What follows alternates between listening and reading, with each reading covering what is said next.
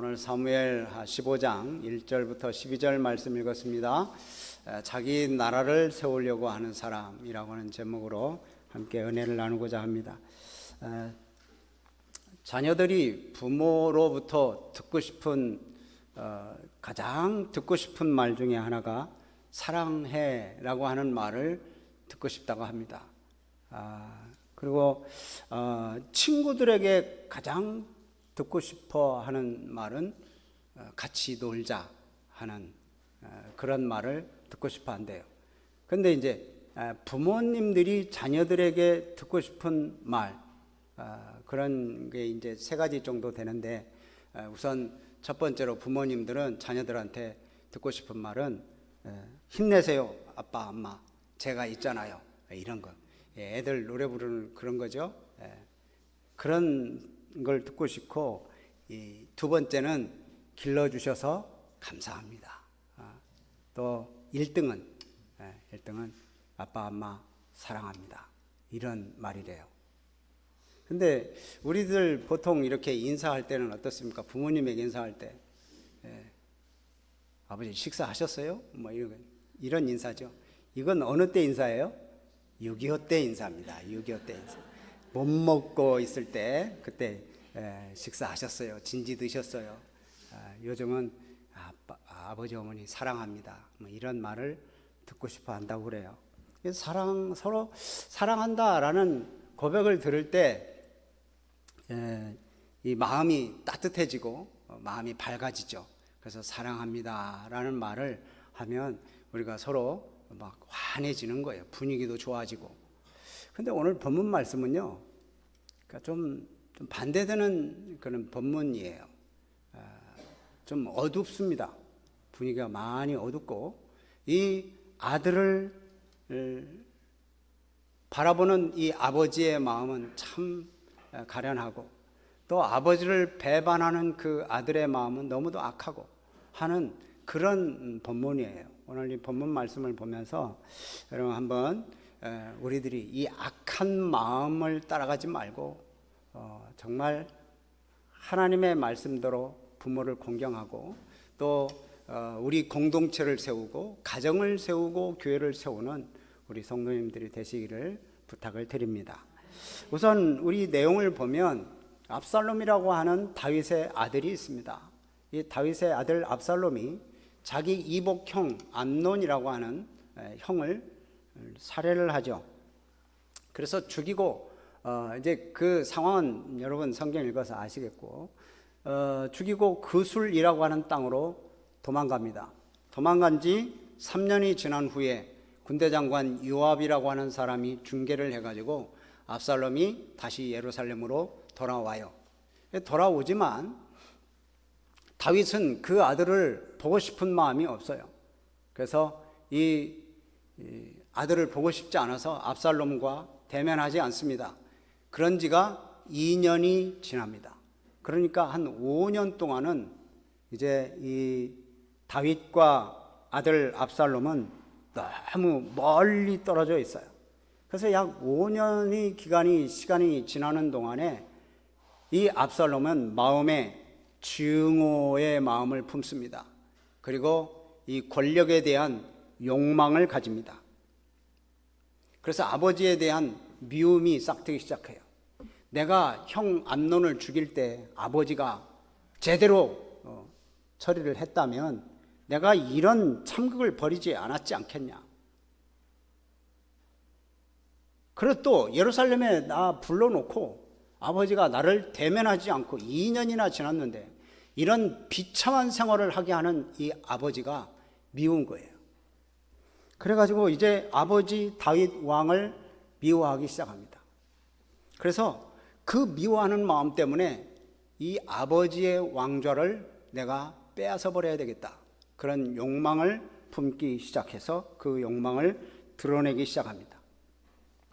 그래서 이제 압살롬의 반역이 시작합니다. 그래서 자기 나라를 세우려고 해요. 하나님의 백성들은 하나님의 나라를 세워야 되는데 이 자기 나라를 세우려고 해요.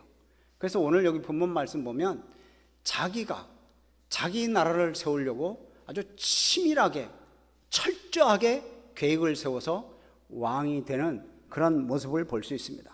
정말 지혜롭고 철저하게 세우는 그런 이 압살롬, 빈틈이 하나도 없어 보이는데, 그러나 결국에는 이 자기의 나라를 세우려고 하는 욕심 때문에 결국 망하게 됩니다. 자, 오늘 이 압살롬이 아버지를 미워하고 증오하고, 그래서 아버지의 나라를 다 폐하고 자기 나라를 만들려고 하는 그 모양새가 어떤지 여러분 한번, 좀 별로 좋지 않은 모습이지만 이런 모습을 통해서 이러면 안 되겠다라는 것을 우리가 좀 깨달을 수 있을 것입니다. 자, 이제 압살롬이 자기가 이제 멀리 그스릴란 땅으로 갔었다가 도망갔었다가 다윗이 부르니까 다시 왔어요. 예루살렘에 다시 복귀하게 되었습니다. 그런데 그 이후부터 아주 은밀한 반란을 꾸미기 시작합니다. 그래서 이제 우선 첫 번째로 자기의 그 막강한 지위를 사람들한테 보여주기 시기예요. 그래서 우선 첫 번째로 병거와 말들을 다 준비합니다. 그리고 자기 주변에 호위병들을 다 세웁니다. 그래서 이제 많은 수행원들, 많은 경호원들을 세워서 자기의 왕자의 그 막강한 지위를 사람들에게 이제 과시를 하는 거예요. 그래서 다 보여줍니다. 나는 힘이 있다라는 것을 자랑하는 거죠. 1절이고, 그 다음 2절 말씀 보면 이제 성문 앞에서 왕에게 재판하러 오는 사람들의 마음을 훔칩니다. 그들에게 최선을 다해서 도와줘요. 그래서 그들을 칭찬하고, 야, 너 어느 지파 사람이냐, 무슨 일이냐. 그래서 그 마음들을 훔쳤다. 6절 말씀 보면 훔쳤다고 그러죠. 또한 이제 그들이 송사를 하고 이렇게 원통한 마음을 가지고 오면 압살롬이 얘기를 합니다. 야, 지금 왕으로 있는 이 다윗 왕이, 자기 아버지죠, 자기 왕이 너의 그 말을 들을 수 있는 그런 인물들을 세우지를 못했어. 그래서 아버지에 대한 공의롭지 못한 것을 다 들춰냅니다. 그래서 아버지를 완전히 다 깎아내리는 거예요. 여러분, 하나님께서는 네 부모를 어떻게 하라고 그랬나요? 공경하라고 그랬습니다. 하나님께서 말씀하시기를 네 부모를 공경하라 라고 하는 것은 부모의 필요를 공급하고 봉양하라는 의미도 있고, 이 부모를 영광스럽게 하라는 그런 의미가 있습니다. 그런데 이 압살롬이 하는 이 모습은 참 너무도 하나님의 말씀에 반하는 모습입니다. 그래서 아버지의 흉을 다 들춰내고 그 흉을 다 막 사람들한테 알리고, 정치 못한다고 이제 한마디로 그러는 거죠. 여러분, 이 모습은 노아의 아들 모습 아닙니까? 노아가 술에 취해서 수치스러운 짓을 했을 때, 그때 그 수치를 감싸지 않고 드러내가지고 부모의 명예를 떨어뜨린 가나안의 아비 함, 그 함이 영원히 저주를 받잖아요. 그러고 보면, 어떻게 보면 이런 저주는 당연한 것인지도 몰라요. 설령 다윗이 압살롬의 말대로 그런 재판관을 세우지 않았다 한다 해도, 이 아들 된 압살롬의 입장으로서라면 부모의 수치를 가려주는 게 마땅하지 않습니까?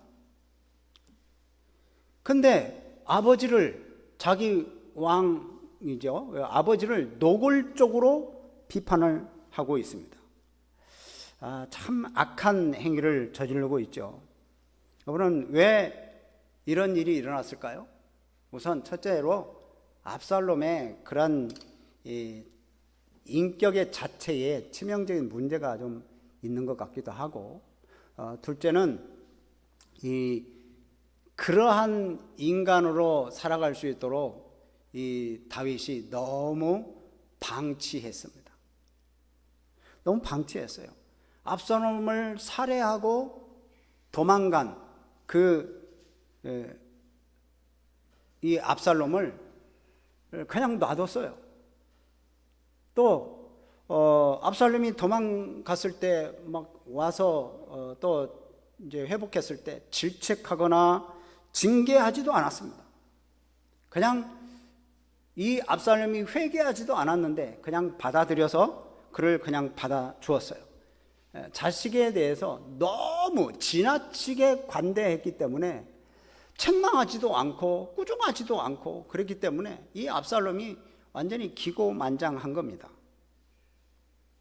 그래서 정말 인성이 잘 자라지 못하는 그러한 아들로 된 게 이 다윗에게도 원인이 있습니다. 잠언 13장 24절 말씀 보면 이렇게 말씀해요. 한번 읽어보겠습니다. 시작. 매를 아끼는 자는 그의 자식을 미워함이라. 자식을 사랑하는 자는 근실이 징계하느니라. 매를 아끼는 자는 그 사람은 자식을 사랑하는 게 아니라 미워한다는 거예요. 진짜 자식을 사랑하면 징계를 해야 돼요. 채찍을 대야 된다는 거죠.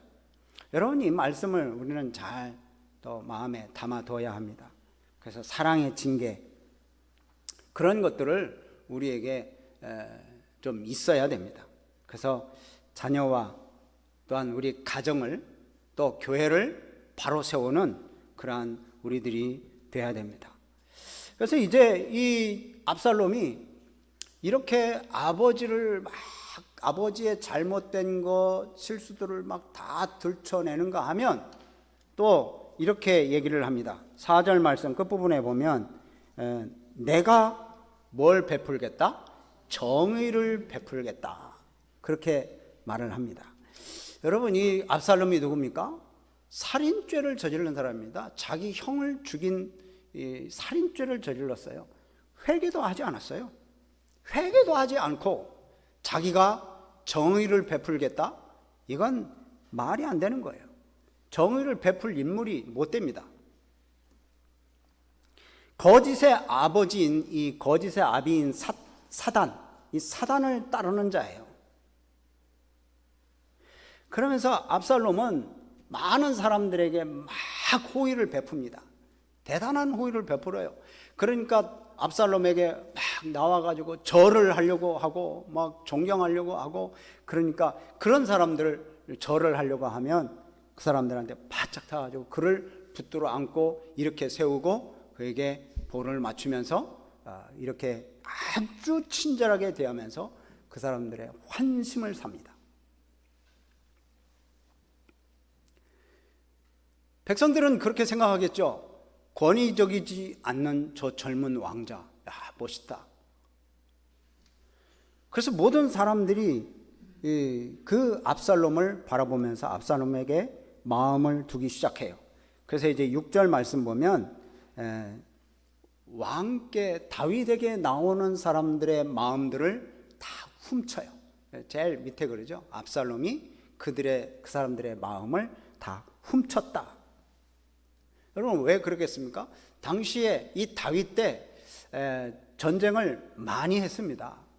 전쟁을 많이 하니까 세금도 많이 걷어야 되고 군사들도 다 남자들 칼 들만한 사람들이 있으면 다 징발해야 되고, 그래서 다윗에게 적지 않은 불만들이 쌓여 있어요. 여러분, 다윗이 굉장히 좋은 왕처럼 생각되죠.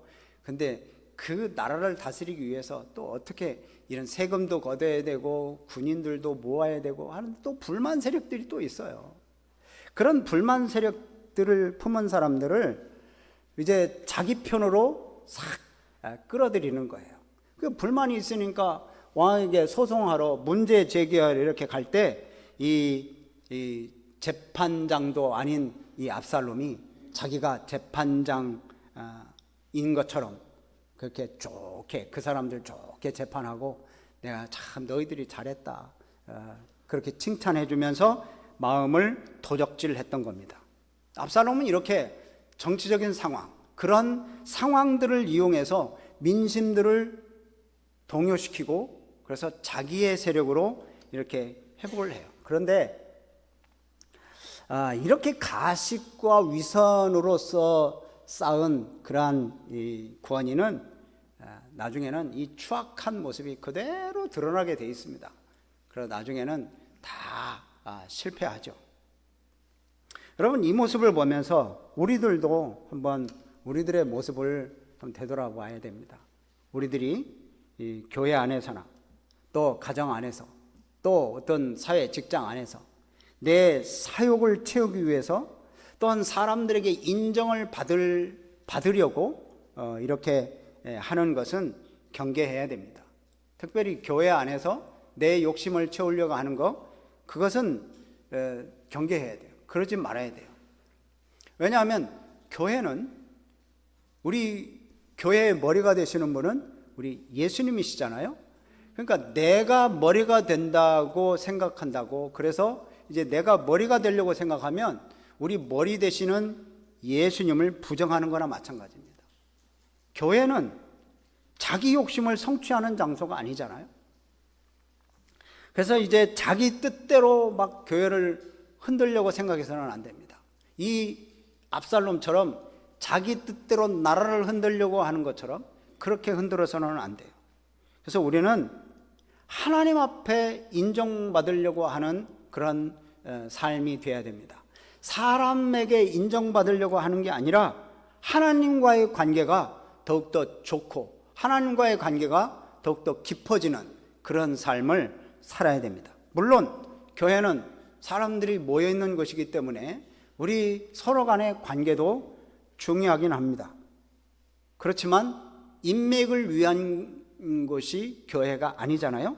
좋은 관계를 유지하면서도 그러나 하나님과 더 친밀해지고 하나님의 말씀대로 살고자 하는 것이 바로 교회고 또 우리들의 신앙생활입니다.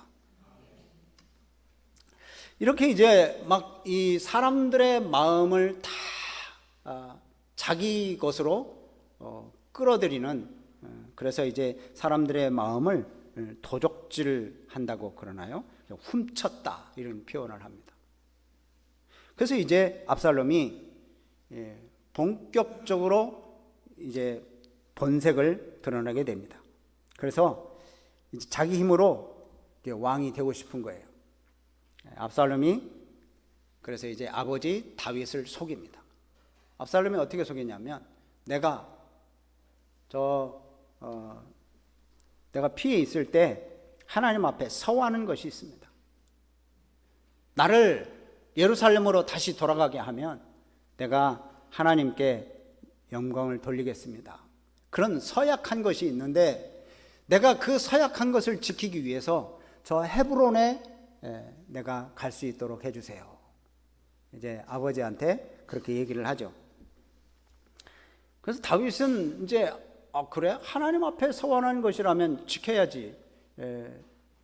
그래서 이제 성경 말씀에 나오는 것처럼 하나님 앞에 서원하면 반드시 지켜야 되잖아요. 그것을 아는 다윗은 그래서 이제 아들 압살롬이 서원했다고 하니까, 그래, 가서 헤브론으로 가서 하나님 앞에 제사 드려라. 그래서 서원을 하나님께 올려드려라. 그렇게 이제 허락을 합니다. 여러분, 왜 이 압살롬이 헤브론에 가서 제사를 드리려고 했을까요? 그냥 여기서 드리면 되지. 왜 헤브론에 가서 제사를 드리려고 했을까요? 그것은 이제 헤브론은 다윗이 유다의 왕으로 있을 때 7년 6개월 동안 그곳에서 유다를 통치했던 도시입니다. 그렇죠? 그러면 헤브론이 남유다의 수도였습니다. 그런데 다윗이 이제는 유다의 왕뿐만이 아니라 전 이스라엘의 왕이 되었어요. 전 이스라엘의 왕이 되니까 이제 수도를 어디로 옮겼어요? 예루살렘으로 옮겼어요. 그렇게 딱 옮기니까 헤브론 사람들은 뭐가 되는 거예요? 수도였다가 갑자기 지방도시로 전락해버리는 거예요. 그러니까 수도였다가 다윗이 수도를 예루살렘으로 옮기니까 이건 완전히 아무것도 아닌 거예요. 지방도시가 돼버린 거예요. 그러니까 이런 것 때문에 다윗에게 서운한 감정이 있는 사람들이 이 헤브론 사람들이에요. 그 서운한 감정, 다윗에 대한 반감들이 조금씩 있을 때 이 압살롬은 그런 마음들을 탁 채가지고 자기에게로 향하도록 그렇게 헤브론의 사람들을 탁 채려고 했던 거예요. 다윗은 사랑하는 아들이 뭐 하나님 앞에 서원한 게 있어서 그걸 드리려고 한다고 하니까 그냥 아무런 눈치도 못 채고 그냥 허락을 해버려요. 그러나 아버지 다윗을 속일 수는 있지만 하나님의 눈은 속일 수 없습니다. 압살롬이 하나님의 이름을 들먹이며 하나님과 약속을 했다, 서원을 했다 하면서 하나님의 이름을 들먹이며 아버지를 속이고 하나님까지 속이려고 했지만 하나님은 다 알고 계십니다. 우리 성도들도 좀 그런 면에 있어서 우리 스스로 생각해 봐야 돼요. 우리의 경건 생활, 또 하나님 앞에 서 있는 거, 이거 나의 이익의 도구로 사용해서는 안 됩니다. 하나님 앞에서 스스로 경건한 척, 또 하나님 앞에서 사람을 속이고 하나님을 속이려고 하는 거 하나님은 다 알고 계시고요. 하나님께서는 가증스럽게 여겨요. 이 사람들 앞에서 연기하는 것은요, 그거 연기처럼 순식간에 다 사라집니다. 하나님 앞에서는 그런 위선, 가식, 거짓 통하지 않아요. 우리 스스로를 볼 때 우리를 한번 점검해 보시기 바랍니다. 나는 사람들이 볼 때나 보지 않을 때나 한결같은 태도로 신앙생활을 하고 있는가? 교회에서 경건한 척 하지만 또 일상생활에서는 영 아닌 그런 모습은 아닌가? 우리 한번 되돌아봐야 돼요.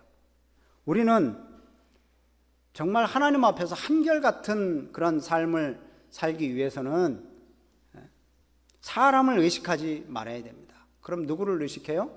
하나님을 의식해야 됩니다. 하나님이 보고 계신다라는 것을 명심해야 됩니다. 그래서 가정에서나 직장에서나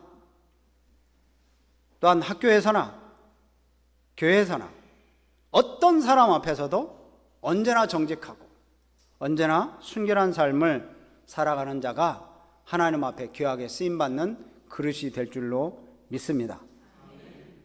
이 압살롬이 이렇게 아버지를 속이고 하나님을 속이려고 그래요. 그러나 하나님 못 속이죠. 그래서 이제 압살롬이 이제 본격적으로 왕이 됨을 선포합니다. 그래서 이제 압살롬이 정탐을 각 지파별로 보냅니다. 사람들을 보내는 거죠. 보내서 너희들 나팔 소리를 들으면 외쳐라. 압살롬이 이 나라의 왕이 되었다. 막 선포하라고 그래요. 아주 노골적인 반란을 지금 일으키기 시작한 겁니다. 그 아버지를 완전히 이제 대항한 거죠. 여러분, 이 자기 스스로 왕이 된다는 것은 이스라엘 왕정 체제를 완전히 정면으로 거부하는 것이고, 또 무엇보다도 다윗을 기름 부어 세우신 하나님의 권위에 대한 도전이에요. 이건 자기가 왕으로 기름 부음 받은 것도 아닌데 자기 스스로 왕이 되려고 하는 거거든요. 그때 이제 선포를 하면 나팔을 불며 많은 사람들이 막 선포를 합니다. 압살롬이 이제 이스라엘의 왕이 되었다. 그 선포를 하니까 이제 헤브론으로 제사 드리러 가는 줄만 알고 따라왔던 그런 따라온 사람들이 있었습니다. 11절 말씀 보면 그때 청함을 받은 몇 명? 200명이 압살롬과 함께 있다가 갑자기 뭐 이렇게 갑자기 당하는 거예요.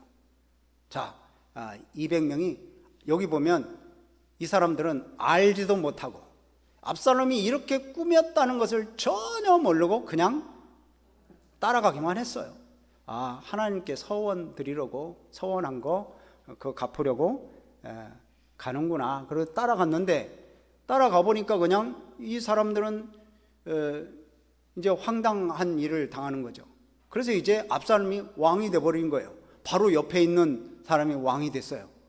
자기가 다윗에게 돌아가려고 해도, 여러분 돌아가면 어떻게 돼요? 돌아가려고 하면 큰일 나잖아요. 그러니까 거기서 꼼짝없이 압살롬 앞에 엎드리는 거예요. 그러니까 참 이 압살롬으로서는 그걸 이용해 버리는 거죠. 다윗의 모든 신하들 200명이나 되는 신하들을 자기 편으로 순식간에 끌어당기고, 그 다음에 이제 다윗은 자기의 신복들을 200명이나 빼앗겠다라는 것 때문에 이 다윗은 상당히 당황스러워했을 것이라는 거죠.